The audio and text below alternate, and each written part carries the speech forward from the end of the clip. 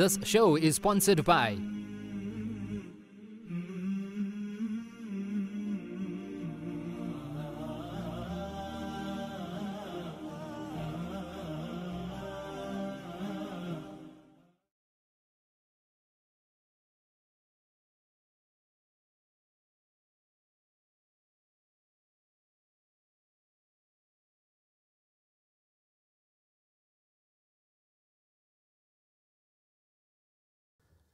Alhamdulillahi Rabbil Alameen. Wassalatu wassalamu ala ashrafil mursaleen Sayyidina Muhammad wa ala alihi wa ashabihi ajma'een walhamdulillahi Rabbil Alameen. Esteemed scholars, distinguished guests and brothers and sisters, Assalamu alaikum wa rahmatullahi wa barakatuh. We are witnessing today the geopolitical debris of a failed civilization. A civilization that has resulted in mass killings, in genocide, ethnic cleansing, mass murder, aggression against sovereign states, the looting and plundering of the resources of nations, extractive economic systems, and war crimes, as well as violation of international law. Academics and scholars throughout the world are seeking an alternative civilization. And in seeking this civilization, it is for me tonight to share with you some observations, because it is material and relevant to the subject of this evening, which is the celebration of the Holy Quran. Firstly, a civilization, it is not possible to conceive a civilization without a political authority. And nor is it possible to conceive a political authority without a civilization. Secondly, a civilization is not possible without a culture. And a culture is not possible without a set of values. And thirdly, since the human being is at the center of both civilization and culture, it is incumbent upon us to consider that the set of values that the human being must adopt must conform to his nature. It is in this context, it becomes very important for that human being that if he sets and adopts a particular set of values, it could either lead to his happiness or it could lead to his misery and destruction. Therefore, we as Muslims, and indeed it is a reality for all human beings to accept that a human being is a composition of matter and spirit. And in this context, that set of values that he adopts could either lead to his misery or it could lead to his happiness. We also accept that the human being bidimensional, and that the set of values he adopts, it is important for us to realize that it is in his cultural DNA that he has to take this decision of which set of values that he wants. And therefore, we accept as a logic that the rise and fall of civilizations depends on whether the people are happy or whether they are miserable. And this dependency is not only related to economic factors, but also relates to political factors, social factors, institutional factors, moral factors, educational factors, all of which interplay with each other in a chain of cause and effect over a long period of time. What does Allah Almighty say in connection with this? Allah alludes to a verse in the Quran, ظهر الفساد في البر والبحر بما كسبت أيدي الناس. Corruption has appeared everywhere. because of what people have done. Elsewhere in the Quran, Allah Almighty says, إِنَّ اللَّهَ لَا يُغَيِّرُ مَا بِقَوْمٍ حَتَّى يُغَيِّرُوا مَا بِأَنفُسِهِمْ. Allah does not change the condition of a people until they change what is within themselves. Therefore, it is in this particular respect that the Quran serves as a guide and a solution. First and foremost, being bidimensional, Allah says, لَقَدْ خَلَقْنَا الْإِنسَانَ فِي أَحْسَنِ تَقْوِيمٍ. We have created man in the best of molds. But at the same time, whilst man has the capacity to rise higher than the angel, he also has the capacity to reduce himself to a level lower than the animal. He can be both stingy and he can be generous. He can have hasad and jealousy, yet he can be magnanimous and majestic. He can be, as I've said, heedless and lazy, but he can also be a person engaged in toil and struggle for the well-being of other people. This, therefore, is a bidimensional creature which Allah in the Quran describes with multidimensional characteristics. As I've said, لَقَدْ خَلَقْنَا الْإِنسَانَ فِي أَحْسَنِ تَقْوِيمٍ ثُمَّ رَدَدْنَاهُ أَسْفَلَ سَافِلِينَ. A high and the low. If he's at the level of height, civilization rises. If he goes to the level of the animal, the civilization deteriorates. But at the same time, Allah Almighty, in addressing this bidimensional creature, also tells us, لَقَدْ أَرْسَلْنَا رُسُلَنَا بِالْبَيِّنَاتِ وَأَنزَلْنَا مَعَهُمُ الْكِتَابَ وَالْمِيزَانَ. We have sent forth our messengers with a clear message, and we have sent down with them the book and the balance, so that men may establish justice. Elsewhere, كَذَلِكَ جَعَلْنَاكُمْ. Our responsibility, Allah says, we have made you a balanced and a just community so that you will be a witness over the people. Now, with these few verses, we need to ask the question tonight, relevant to the topic of the Quran, and that is that how do we calibrate a fine balance between the spirit and the matter, the fulfillment of material needs, and at the same time, the fulfillment of spiritual needs. In respect, Allah Almighty has given us the Quran as a perfect guidance and the intellect to understand the guidance so that we may live it. Living it means developing life. And that means the maqasid of the Sharia.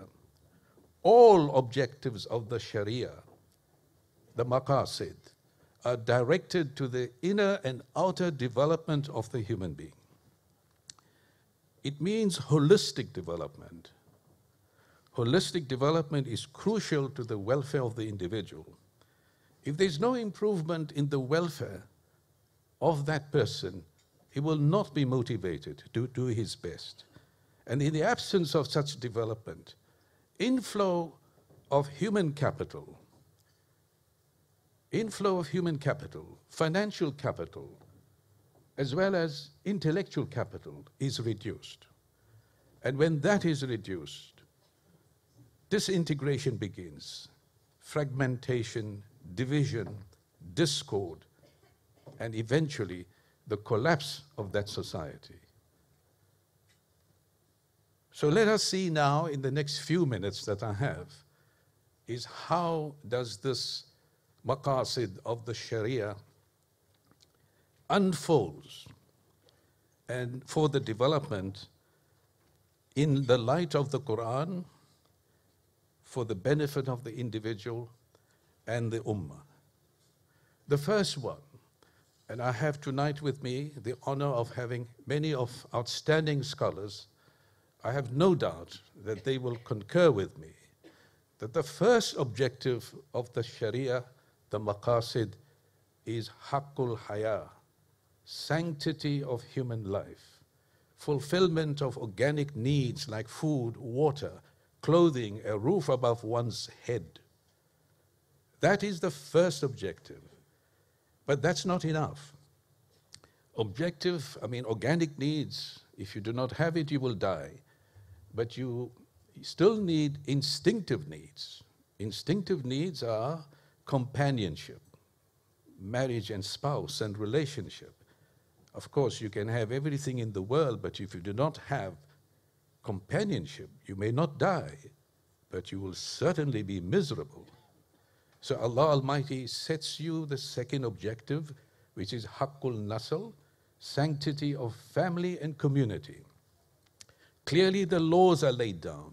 Relationship between father and son, relationship between mother and daughter, ownership of property, inheritance, all of these are specified so clearly. Allah has taken out of His great mercy and compassion that this development of the human personality takes place in an orderly fashion. And now that we know that in family it invariably involves property, Allah Almighty in the maqasid of Sharia gives us the third objective, which is haqqul mal, sanctity of property. That property can be acquired through hard work, the ethic of work, and of course inheritance and gift, but certainly not speculative transactions, not riba-based transactions, which impede economic distributive justice. How beautifully your economic system is laid out. What happens next? Ownership of property invariably involves, to some extent, breach of contracts and disputes. And Allah Almighty has made provision of the maqasid, and that is the fourth objective of an arbiter, which is haqqul huriyat, sanctity of responsible self-determination. وَأَمْرُهُمْ شَوْرَى بَيْنَهُمْ, consent or consensus between the ruler and the ruled. The famous speech of Hafith Abu Bakr as-Siddiq, obey me so long as I obey Allah. Here was the sovereignty of Allah and the obedience of the rulers, the executive, the legislature, the judiciary, to ensure that your disputes are resolved with fairness, with justice, transparency, in a responsible manner, and those who are judges would conduct themselves with the highest performance of objectivity and independence, in that they submit to Allah Almighty alone. These were the powerful jewels and diamonds in the history of Islam that we had seen to set the foundation of a civilization. Two very important points. How do we have such people to be your rulers or your leaders, your imams? The fifth objective is haqqul karama, that is sanctity of human dignity. Every human being, regardless of race, religion, or color, Allah Almighty, as I've said, لَقَدْ خَلَقَنَا الْإِنسَانَ فِي أَحْسَنِ تَقْوِيمٍ, is born with dignity. And what is inherent dignity? Freedom of expression, respect for opinions, in a manner of decency, with utmost courtesy. And you may disagree with the person, but it is within the bounds of the dignity of that person. This is part of a very powerful system, because when people differ, they contribute ultimately to the strategic decision you take. In the same way that we in the High Court, when we preside, we hear arguments from both sides. We parley with them and raise questions, but with utmost courtesy. This is haqqul karama. And finally, in this aspect of the maqasid, Allah makes you, exhorts you, no less than 700 verses in the Holy Quran, in 87 different forms to pursue knowledge. Haqqul ilm, sanctity of knowledge. By this, brothers and sisters, I do not mean that it is informational knowledge. What I'm talking about is transformational knowledge from the Quran. The transformational knowledge that produces transformational leaders that are inspired by Haqqul Karama to serve you, to serve the community, to ensure that there is harmony in society so that Haqqul Mal is preserved, which in turn maintains the stability of society, which is Haqqul Nasl, and that in turn ensures the holistic development of the individual, which is Haqqul Haya. Here's a beautiful set of values that sets the foundation for a culture, which in turn sets the template for a civilization. A great Bosnian former prime minister said, if culture teaches you how to think, civilization teaches you how to live. This then brings me to tonight's function again, to those who have studied and to yourselves. Brothers and sisters, in the journey between the womb and the tomb, you have only one of two paths. Either you take the path of selflessness or you take the path of selfishness. If you take the path of selflessness, Allah Almighty enables the nur within you to illuminate yourself, your hands, your feet, your actions. Not only that, you illuminate society as well. If you take the path of selfishness, then the light within you is covered with layers upon layers of darkness and misery and self-destruction. When the angels asked Allah Almighty, you created insan, what would be his greatest weakness? Allah Almighty said his greatest weakness will be that he will pursue wealth at the expense of his health. And thereafter he will try to regain his health at the expense of his wealth. And in doing so, he'll be so attached to the past and so concerned of the future that he will not live in the present. And he will live as if he will never die, and he will die as if he never lived. This is not something that we should come to the edge of the grave and then make that regret. لَعَلِّي أَعْمَلُ صَالِحًا فِيمَا تَرَكْتُ كَلًّا. When that shock comes and you face with that reality, you say to Allah Almighty, give me 5 more minutes to rectify my affairs. It's too late. Behind you is death. In front of you is barzakh. So with these observations, I take this opportunity tonight on this very glorious occasion of this Jamiatul Quran's magnificent new building as a former student of Marhum Sheikh Yusuf Buli, class of 1959. That's not a long time, is it? Okay.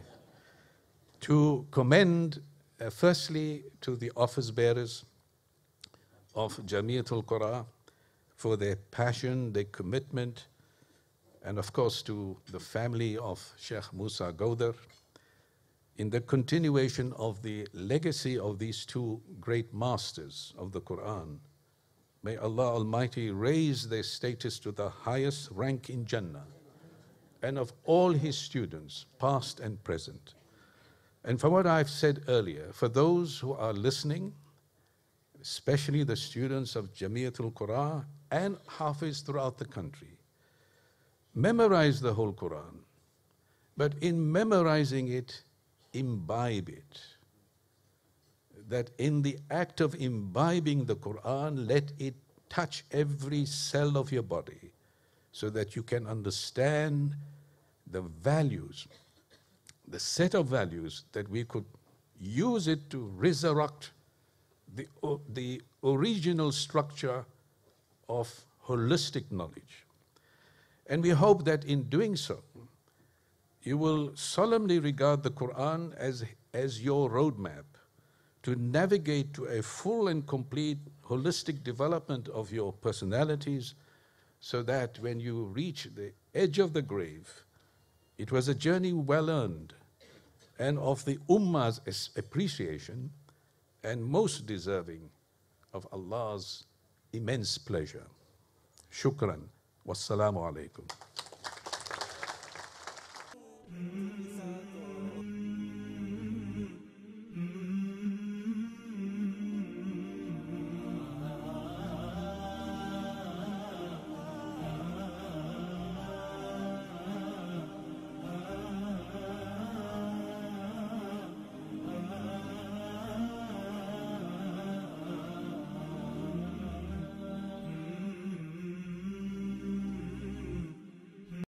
This show is sponsored by